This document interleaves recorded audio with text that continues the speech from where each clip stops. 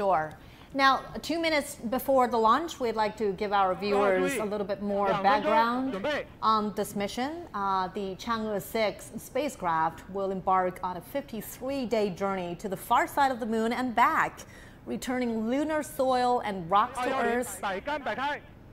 Great. That's what I mentioned. The arms will turn from Finally being detached from the carrier rocket. And all kinds of cables. Is that a final sign that all systems go? The rocket is ready to go. Yeah. As scheduled. As we mentioned, all kinds of cables detached from the launch vehicle. We also have really air conditioners in the payload fairing. And really at this moment, I'm pretty sure that the engineers there, us and viewers watching this moment are holding their breaths. Yes. And again, the highlight of this mission is that the Chang'e 6 will be traveling to the far side of the moon, retrieve lunar samples, and bring them back to Earth.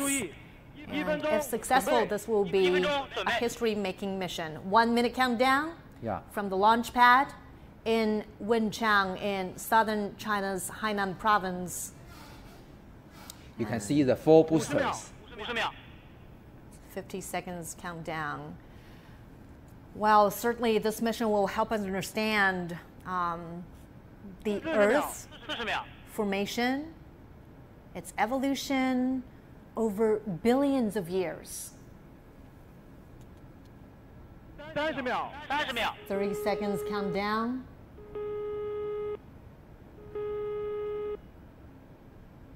The onboard computer is now in charge of everything. All right.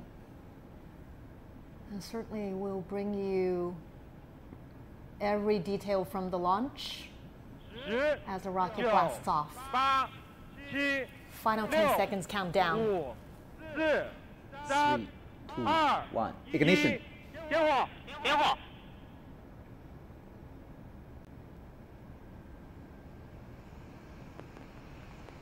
You're now watching live feed from Wenchang Satellite Launch Center. China's Chang'e 6 mission blasts off into the sky. It's all systems go, Professor Yang. So magnificent. And now the tower is clear. It's now starting its epic journey to the moon. So at the moment, 17 seconds after liftoff will be the pitch over, change the direction. Right. And now you can see this is a video captured by the camera mounted on the launch vehicle. Actually speaking, on the core stage, you can see 2 of the rocket boosters. Right. Are the cameras infrared? This is a visible light camera. Visible light camera. Yep. And you can see the flames of the boosters. Each have 2 rocket engines, YF-100 rocket engines with a thrust more than 120 tons. Sure. And the booster will work for nearly 3 minutes. 3 minutes. Yes. And then they will detach from the We can hear from the ground stations. The voice comes from the reporters of the ground stations. They mentioned that the telemetry received normally and the spacecraft fly normally. Now, as we mentioned, this mission will last for 53 days, much longer than the previous mission, the Chang'e 5. It's going to make a soft landing on the far side of the moon, somewhere around the Aitken Basin.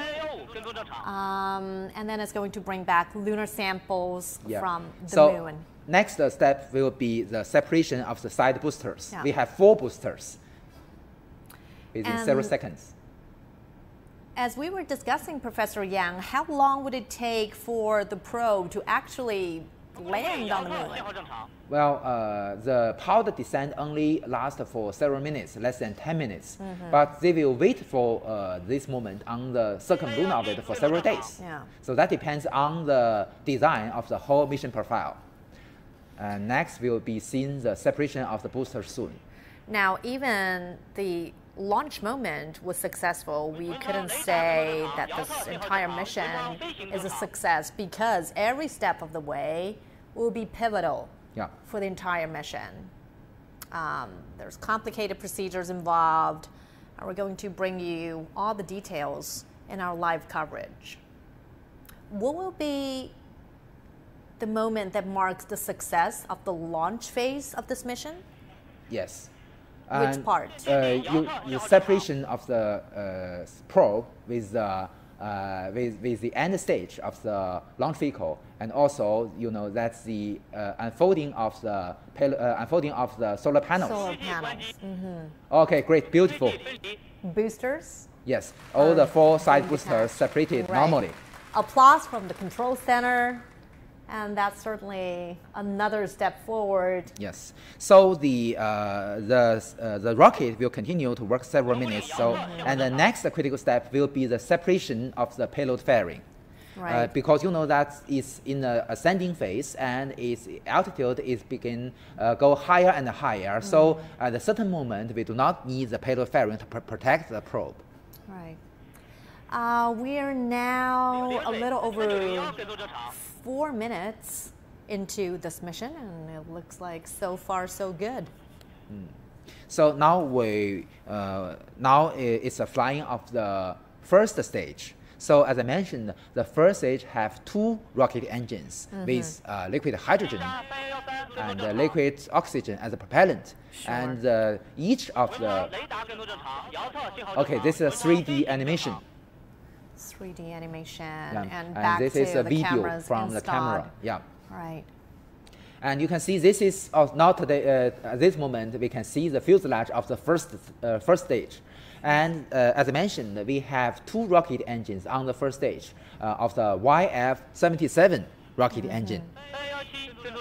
Each have a thrust more than 50 tons.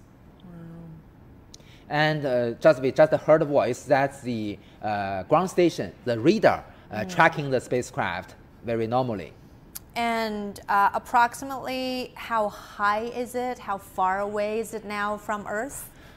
Because we can now see that beautiful view of the Earth. Yes, actually speaking, it's already, I believe, it's already more than 50 kilometers high. And when it is high enough, as I mentioned, we will conduct the separation of the payload fairing. Oh, you can already see on the left our screen, we can see the camera inside the payload fairing. We've already seen the scene inside the payload fairing. Right. That's, of course, giving us a very clear look, a very clear vision of the payload from inside the probe. Yeah, inside the payload fairing. So we can see that the Chang'e 6 probe is stored in this payload fairing. Right. And next, okay, great, it's beautiful. Opening up. Separated. So we don't need as I mentioned, because it's already high enough, we don't need the protection of the 2 pairs of payload fairing. So it's already in outer space. So next phase will be the second stage ignition? First, we should separate the first stage. First stage, right. Yeah. Just about 8 minutes after the liftoff will be the first shutdown of the first stage. Sorry, the separation of the first stage. Separation of the first stage followed by the second stage ignition. Right. Yeah. Wow. So this is the 3D animation, and this is a video from the board on the rocket. Now you can see the beautiful Earth and the curve of the horizon of the Earth. It really looks like, I know it is a technically demanding and challenging mission, but it's also a very romantic and beautiful journey. Yeah, what you see now is just above the Pacific Ocean. Right. This mission is going to last for 53 days, and it consists of 11 phases.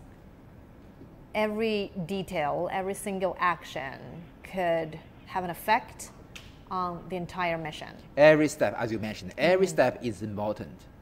Every step is critical. So although the thrust of the core stage, as I mentioned, of the first stage is much smaller than its 4 boosters, but it will work longer because the liquid hydrogen has higher energy. Great, the flight is normal according to the voice reported by the ground stations. Right. So correct me if I'm wrong, Professor. The spacecraft consists of 4 separate components. Exactly. There's an orbiter, lander, a sender, and the re-entry module. And exactly. After launch, The Chang'e 6 will travel to the moon and enter lunar orbit, and the lander and the ascender will travel to the surface. Yes. While the orbiter and re-entry module stay in orbit. Yeah. The combination of the orbiter and the returner will stay in the lunar orbit to wait for the ascender. And the ascender and the lander will touch down at the far side of the moon and collect samples to the re-entry module. No, to the ascender. So they get the samples in the container. Okay. Great. The first stage has separated. First stage separation. And now will be the ignition of the second stage. So my understanding is that the ascender will blast back into lunar orbit and transfer the sample to the re-entry module. Look, you can see that we can see this is a camera mounted on the second stage. We can see the first stage separate and going far behind the second stage. Another view from this is a view of the. We can see that there is also a camera mounted near the rocket engines, so we can see the working of the rocket engines. So on the right of the screen, we can see the video camera mounted on the rear part of our second stage. So we can monitor the working of the rocket engines. This rocket engine is called YF-75D. So it is also use liquid hydrogen and liquid oxygen as a propellant. It will work much longer, although the thrust is much smaller than the first stage. But it is very unique because it will ignite twice. So with the first ignition, it will burn several minutes. So at the moment, about more than 10 minutes after launch, it will shut down first. So at this moment, it will enter what we call the parking orbit. And it will float in this parking orbit for about 10 minutes, which causes coast phase. And once it enters orbit, well, before it touches down on the moon and after it goes into orbit, one very important step is to slow down the probe, just to make sure it makes a soft landing on the moon. So you know that there are two steps. The first is what we call the lunar orbit insertion, which means that we slow down the vehicle from the translunar orbit to the circumlunar orbit. And then we, with what I mentioned, as you mentioned, the combination of the lander and ascender, with combination of these two spacecraft, we use the propulsion system to slow down the vehicle from about 1700 meters per second to zero. Also, the altitude from about 100 kilometers to zero within only 10 minutes. So this is also another critical step. Fascinating. And another highlight of the mission is that there's this relay satellite. Yes, the Magpie Bridge 2. Queqiao 2 in Mandarin and Magpie Bridge 2 in English. So simply put, there is no direct line of sight from the Earth to the far side of the moon. Absolutely. And that's why we need that relay satellite to learn more about what's going on there and also receive data. Well, you know, as you mentioned, the Magpie Bridge 2 or the Queqiao 2 data relay satellite. But I should emphasize that Queqiao 2 is an extremely important part for our sample return mission from the far side of the moon. We cannot see our probe, the lander on the lunar surface with our ground stations. And not only, you know, that this time the Queqiao 2 or the Magpie Bridge 2 not only acts as a bridge to conduct the communication, but also it is very important for us to measure the precise position and velocity of the lander, the coordinate of the landing point, and also during the ascending phase of the ascender. You know that the basic requirement for rendezvous and docking is that we must ensure the ascender entered an orbit with the same orbital plane of the orbiter. Sure. So that's really important. So does the MAGPIE bridge providing data or visual images Measure from the far side? Of the, okay, we can see, we hear the voice of the ground commander that the second stage has already shut down for the first time. Now the whole combination of the rocket and our probe has entered the coast phase. So it will last about 10 more minutes. 10 more minutes. You know that for any probe to the moon, we must have or conduct the translunar orbit insertion near the equator. But you know, although you know that Hainan province is the most southern province of China, but still it's not located on the equator. So that is reason why we need a coast phase. So when the first shutdown of the second stage completed, we will have a coast phase about 10 more minutes, and then we ignite again near the equator, and then it will be the translunar orbit insertion.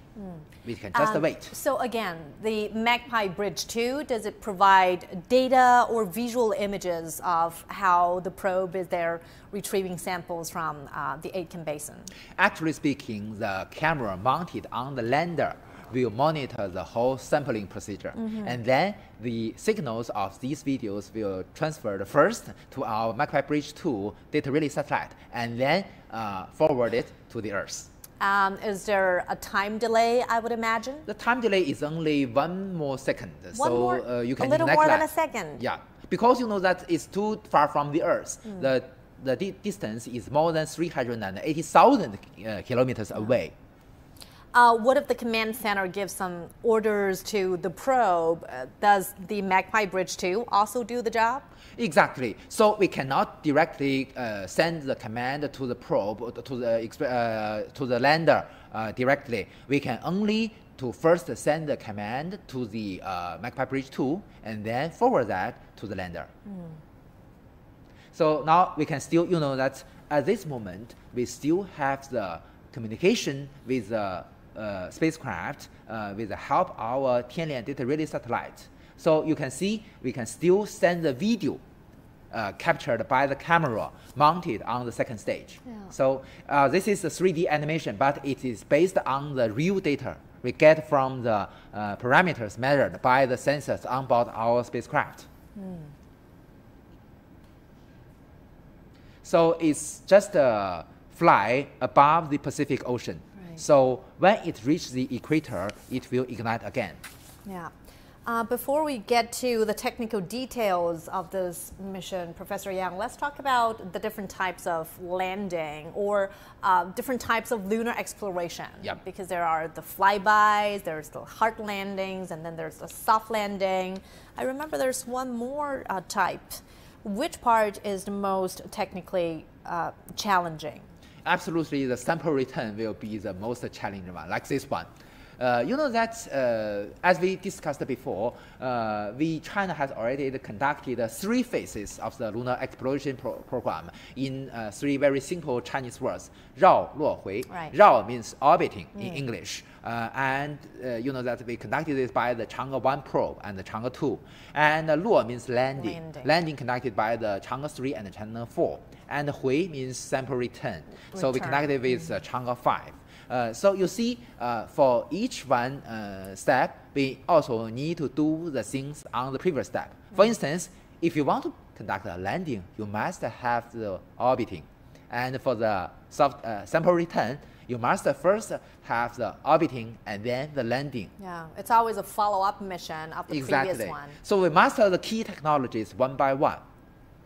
So China's lunar exploration mission, what is the final aim of this entire mission? Well, you know that today we are already in the 4th phase of our lunar exploration program. So for this program, we will set up or build a permanent base on the lunar surface called the International Lunar Research Station. So it is an international cooperation with other countries. So today already have many countries involved in this program. And you know that in the 4th phase of our lunar exploration, we only have the Chang'e 7 and the Chang'e 8 probes landed in the South Pole regions of the Moon. So they will form the most essential or the basic configuration of our research station. So we can see that in the commanding or flight control hall of the Wenchang Space Launch Site, we can see the time of the total flight duration. Exactly. So this time, we also can see from this 3D animation, which is driven by the real data, we can see the real attitude and also the position of our combination of the Chang'e 6 probe and the second stage of the Long March 5. Yeah, and of course these scientific data are crucial for ground control command to monitor the status of this spacecraft. So as I mentioned, the spacecraft need to fly from Wenchang Space Launch Center, spacecraft launch site to the equator. So it do need several minutes. Sure.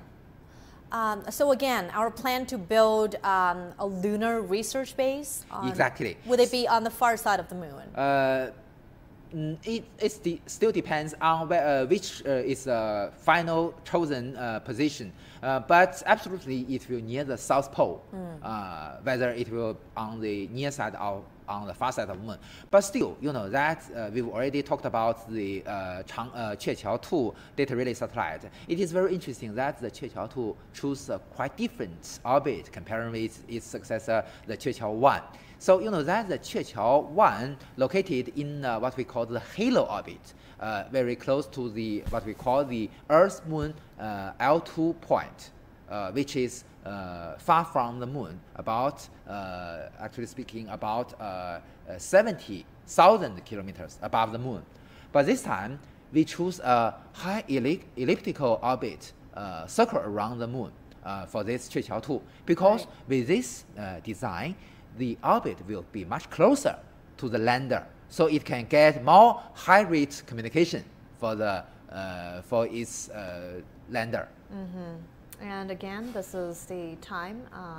This is the time of the flight duration. Yes. So the next critical step will be the reignition of the second stage. Reignition of the second stage. Also named as the translunar orbit insertion.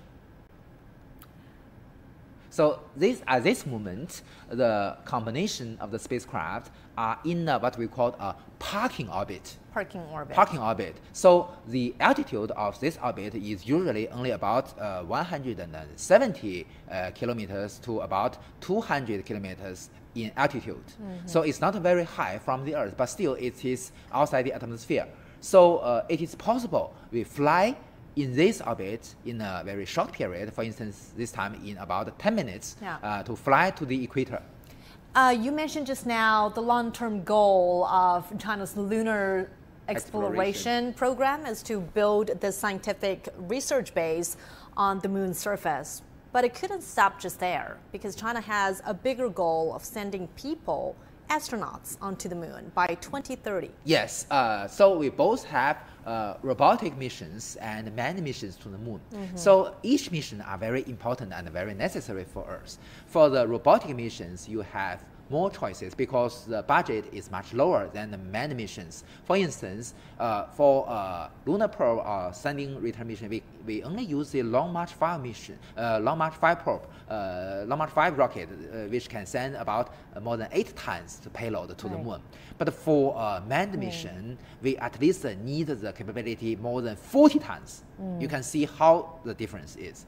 And you see that, so each one is necessary. For the robotic missions, you can have wider choice of in which point you get the samples and in which point you conduct the research.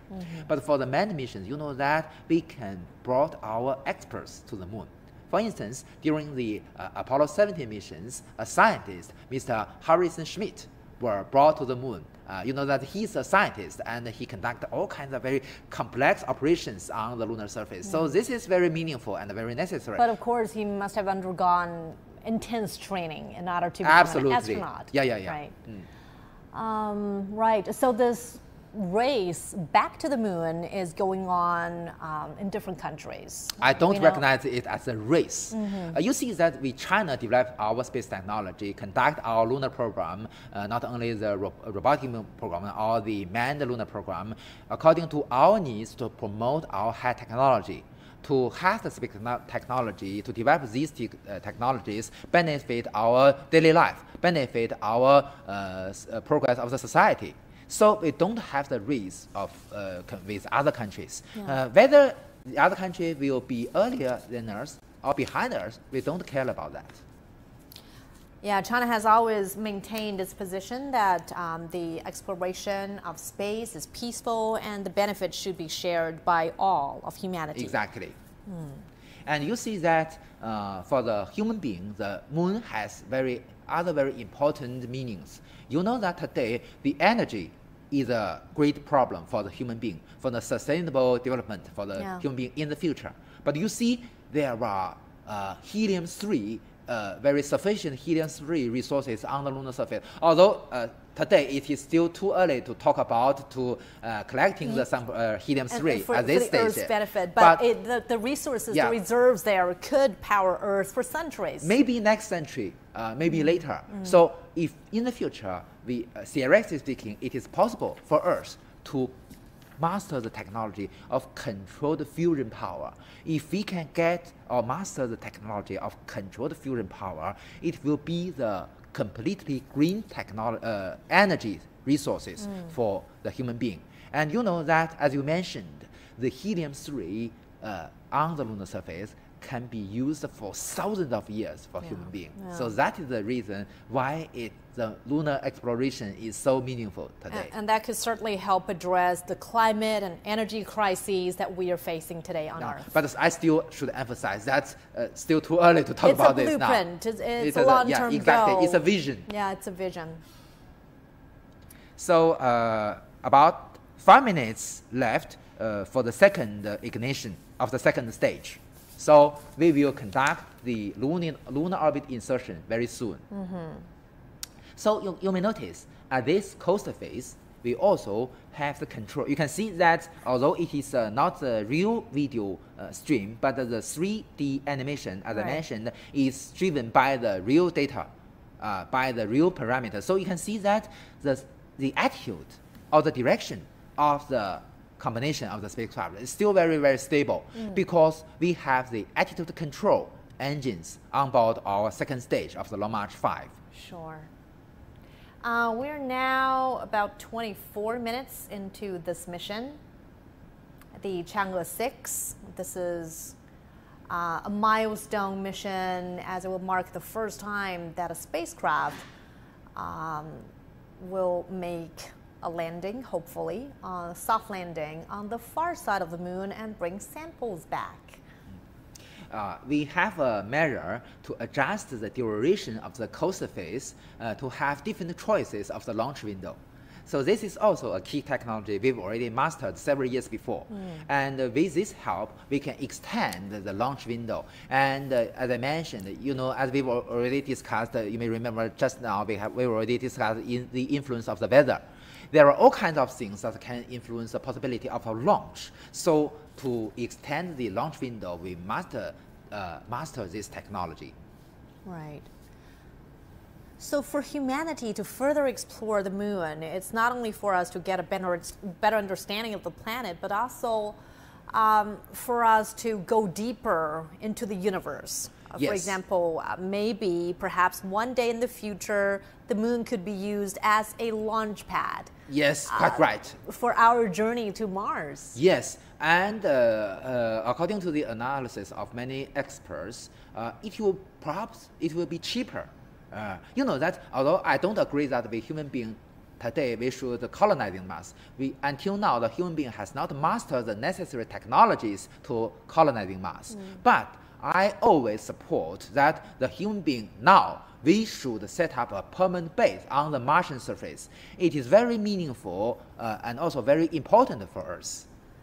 You know that for this goal, you know, the most difficult thing or the most tough point for us is to have a sustainable or a low-cost transportation system between the Earth and Mars.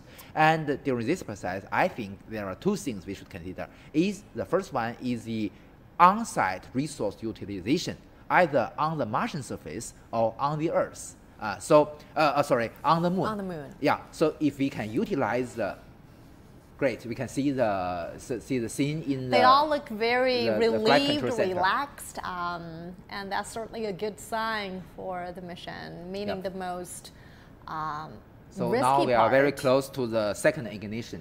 Right. You do have a long-term vision, Professor Yang. You were talking before we were able to understand the far side of the moon and build up a space there. You were thinking about building a camp, building a research base on Mars. Yes, like that we done in Antarctic region. So you know that today China already have more than maybe 4 or 5 stations in the Antarctic region, in the continent. But you know that it is also necessary for us to do the same thing on Mars. But to do this, you know that the cost of the transportation between the Earth and Mars is extremely expensive now. So what we should do now is to conduct all kinds of technical measures to reduce the cost greatly, remarkably, for this purpose. So the first step, maybe just what SpaceX have already done, we should also master the technology of reusable launch vehicle. And in the future, you know that today we already have many state-owned companies, and the private companies in China is now developing this technology. Scientists and engineers at the Ground Control Center are looking relaxed than prior to the launch. I believe they are also waiting for the ignition, the reignition. Yeah. As we said, every minor step of the way is pivotal for the success of the entire mission. Yep. As I mentioned, the coaster phase will last for more than 10 minutes, quite long procedure. Second stage ignition, the second reignition. Reignition. Okay, great. We heard the voice. Another round of applause from the engineers. Yeah. So the second ignition, the second burn will last for several minutes. Second stage boosts for second time. So this is also called the lunar orbit insertion. You know that the parking orbit, the velocity is about 7.8 kilometers per second. But if you want to go to the moon, the velocity must reach to about 11 kilometers per second. So there is a great gap between these two velocities. So that is the reason why we need the second ignition, just near the equator. So we utilize the second stage to conduct the second burn to have the translunar orbit insertion. It's pretty fascinating to think that what's keeping scientists, engineers, and amateurs alike, keeping their passions is the uncertainty and the unknown of the vast reaches of the universe. There's just so much to explore. Well, you know that the curiosity, I believe it is human nature for not only our engineers and scientists, but for all human beings. And also, I should emphasize that to study, to explore the universe is also even very, very important for us to know the destiny of human being. You know that why we conducted so much missions to study the history or evolution of the moon, because with only in this measure we can have a more precise prediction of the fate of human being in the future. So you know that after maybe 5 billion years, the sun will become a red giant, and at that moment the earth is not habitable for human being. So we must know or have a better understanding, a better prediction of what will happen in the future. Nothing is impossible. And just think about hundreds of years ago when scientist Galileo Galilei invented the space astronomical telescope, and we were able to have the first sight of the moon, especially the craters on the moon. Craters on the moon, and now the Chang'e 6 mission is bringing with it a payload from Italy, from scientists there. It really tells us how much humanity has, made leaps forward in our exploration, our passion, and our renewed interest in the moon. As mentioned by our guest from Pakistan, so their CubeSat will have a very powerful function to take photos on the lunar orbit. So I believe that it is very beautiful, that's the photos of moon, and also very, very helpful for us. Although, it is impossible for us to enjoy the far side, the sightseeing on the far side of the moon. But with the orbiters, we can do this. And even today, for instance, the US has a probe called the Lunar Reconnaissance Orbiter. It can even take the pictures of the trail of the rovers on the lunar surface. So thinking about the long-term goal, Professor Yang, I still want to mention the crewed missions to the moon, because we understand that now we are working towards that goal by 2030, and the US has its Artemis program going on at the same time. Yes, you know that Miss Wang Yaping, the first space teacher of China, also the first one, the first female to enter the China space station, are friends of we both. And she has expressed many times to major media of China, she hopes to walk on the moon in the future. So first, I press my best wish to her to fulfill this dream. And also, I should emphasize, this is another millennium dream for we Chinese. Yang Liwei has already fulfilled the first millennium dream of the Chinese people, and I believe that walking on the moon will be the second one. Yeah. So in the future, as you mentioned, we will have the plan to be scheduled before 2030, before the end of 2030, to have our first crewed mission to the lunar surface. But still, we must face, honestly speaking, many challenges during this process. First, we must have a more powerful launch vehicle, even much more powerful than this Long March 5 rocket. Right. Earlier on, you mentioned the heavier payload for a crewed mission to the moon. Why is it so much heavier than an unmanned mission? Is it because it has to bring with it the life-supporting materials like water, food, for example, to really keep our astronauts alive and functioning well on the moon?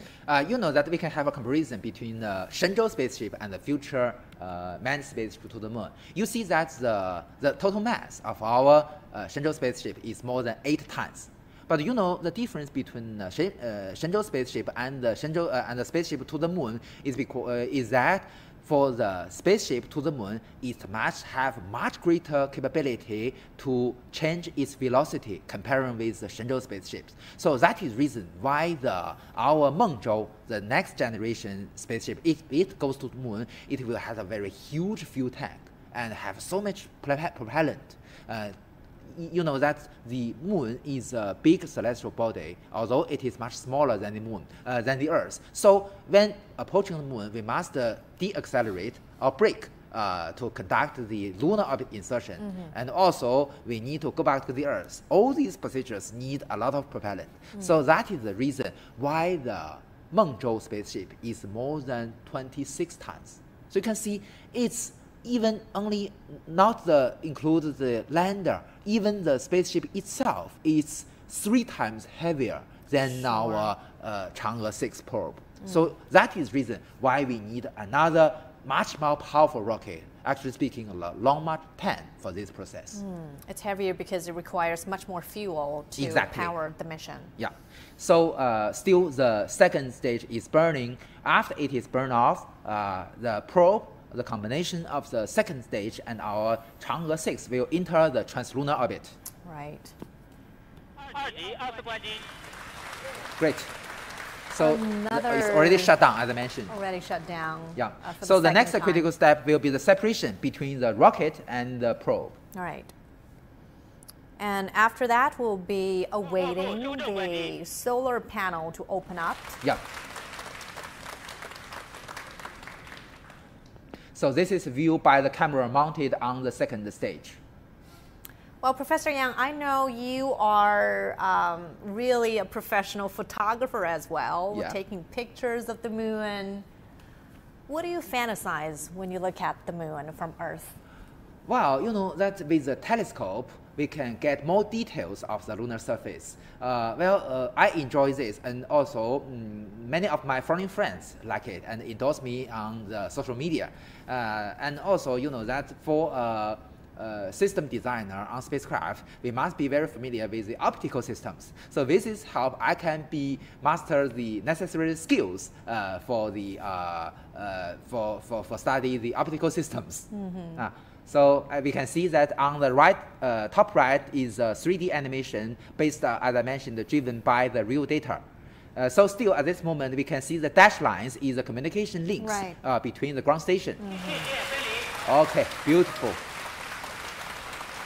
And that was the separation so of now the rocket. You can see the video is the rear part of the Chang'e 6. Actually speaking, is the orbiter.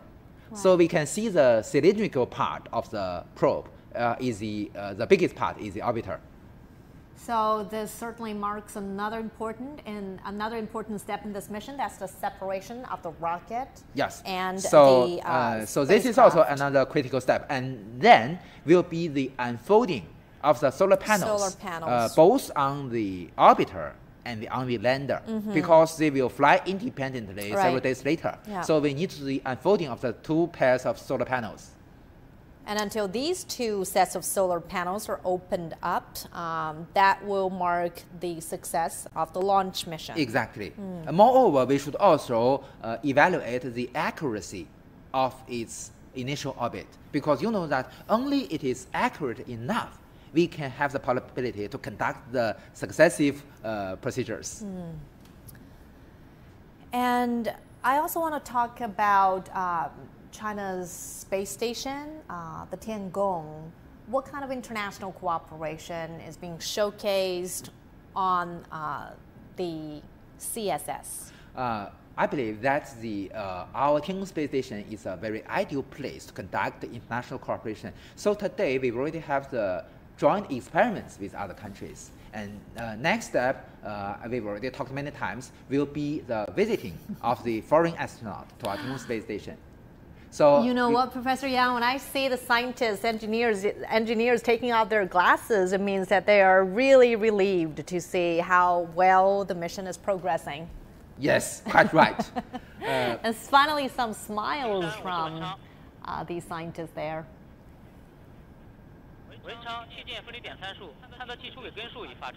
Okay, we just heard the voice that, as I mentioned, the orbital parameters has already been acquired. So, as I mentioned, the accuracy of the orbital parameters is also very critical for our mission. Sure. Has the spacecraft established communications with the Magpie Bridge 2 at this moment? No. At this moment, it's still too far from the Magpie Bridge 2. So at this moment, it still has the communication link between the Tianlian data relay satellite with space tracking ships, such as Yuanwang series tracking ships on the Pacific Ocean.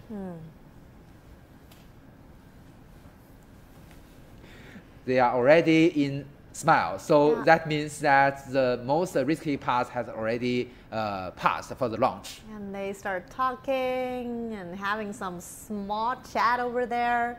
Yeah. It's a rewarding moment for the scientists. Yeah. So I believe that we can see the big red screen soon. Yeah. It's our tradition. Yeah, it is. It really is something that we're all looking forward to. Yeah.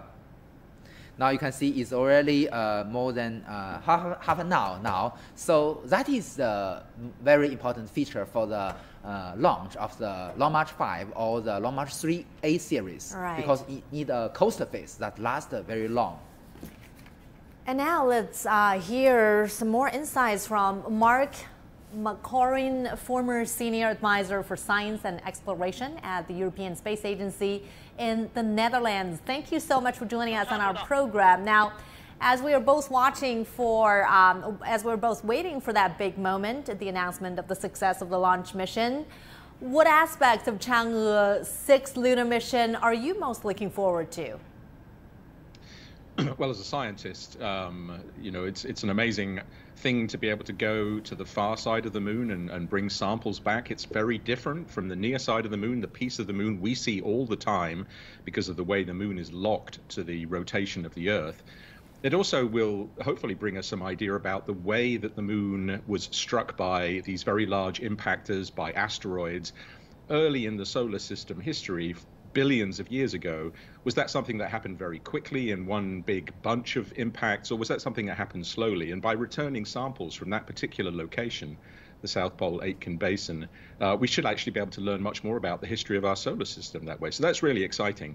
But let me also say, you know, congratulations, of course, to getting to this point now. Half an hour into the mission, it seems to be going extremely well. And as you mentioned, it really is a very important mission for us to understand the formation, the evolution of the moon over a span of billions of years. And China, as we know, is also carrying international payload in this mission. It's been advocating international cooperation in space for a long time. What do you make of the cooperation between China and Europe, Mark? Well, I think it's a good thing. I've been talking to some of my colleagues this morning, ESA colleagues who are out there in China at the launch, and hopefully I'll chat to them a little bit later on, and hopefully they will have seen that very, very beautifully as we did on the live stream. But bringing those instruments on board to do science, of course, is the main goal of this kind of cooperation, is to share the scientific knowledge.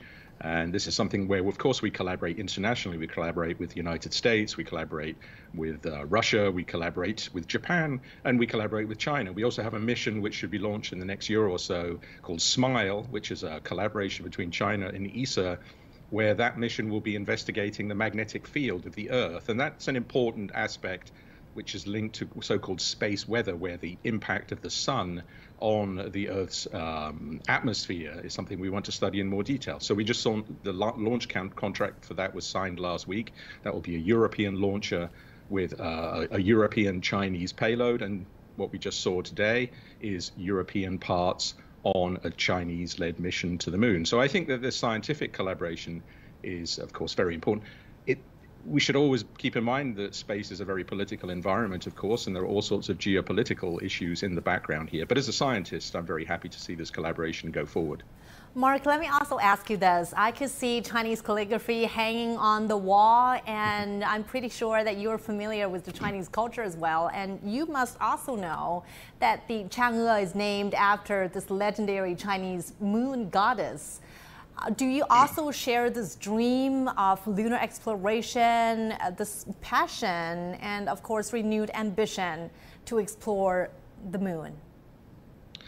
I think it's something, of course, that's fascinated me throughout my life. I'm old enough that I was around when the Apollo missions went to the moon, and I've worked with many of the Apollo astronauts. I've been on tour with Buzz Aldrin, for example, who was on that very first mission with Neil Armstrong to the surface of the moon. And to see that come back now in recent years, of course, there is an element partly, again, of this geopolitical aspect, whereas it was the Soviet Union and the United States before. Now you have a much broader array of players in this game. And there's also this question about this exploitation that your guest there spoke about a bit earlier on, which was that exploration is driving the science, but the possibility of looking at the moon as a resource is another thing. I'm a little bit skeptical about making it a fully commercial thing. I'm not sure how that would work. And we do need to think about how we protect the resources as well, that it shouldn't be a free-for-all, that everybody can go and just get rich. The same applies to Mars. We don't know if there's life on Mars yet. Should we be going there with human beings until we've investigated it properly scientifically? So I think it's a very interesting time. I mean, if I'm right, as you said, the calligraphy behind me is the constellation of Orion, Li Hu Zhuo, if I remember correctly from one of my trips to China. And so I'm also very interested in looking well beyond our own solar system. So I've studied the constellation of Orion for many years in my career, and those dreams are definitely real. And that inspiration that space can bring, and then the collaboration that also encourages, I think is something we need to reflect back to Earth, collaborating to solve some of the challenges that were addressed earlier in your program, for example, nuclear fusion and how we solve the energy crisis. That we're only going to survive on this planet